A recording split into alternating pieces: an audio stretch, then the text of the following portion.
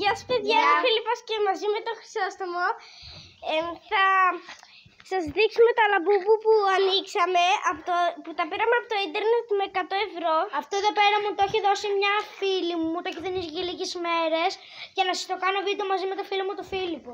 Ναι, έχει αυτό στο κανάλι, για πες το ένα κανάλι σου, πώς λέγεται. Παρασκευή Νάσιου. Όλη η εγγραφή και στο Φίλιππο και στο δικό μου. Ναι. Και στο Μάξιμου. Ναι, και like. Και παιδιά θα σας το δείξουμε λοιπόν. Όπως βλέπετε, γυρνάει το κεφάλι του. Δεν είναι λαφούφι, είναι λαμπούμπου. Κοιτάξτε μπρο, εδώ. Τα γυρνάει όλα. Φανταστείτε αυτό να το βρείτε το βράδυ να κουνιέται. Είναι καταραμένα. Είναι καταραμένα. Όσοι ξέρουν έχουν μέσα το δαίμονα Παζούζου, λένε κάποιοι. Δεν ξέρω παιδιά, τα πήραμε από το ίντερνετ. Και δείτε εδώ τα δόντια. Είναι λες και είναι στοιχειωμένα. Είναι αληθινά. Λοιπόν, και αυτό ήταν το βίντεο. Like και subscribe και γεια σας! Σας άρεσε το βίντεο. Αν έγραψε σχόλια. Γεια σας, εντάξει, πολύ κάτσαμε.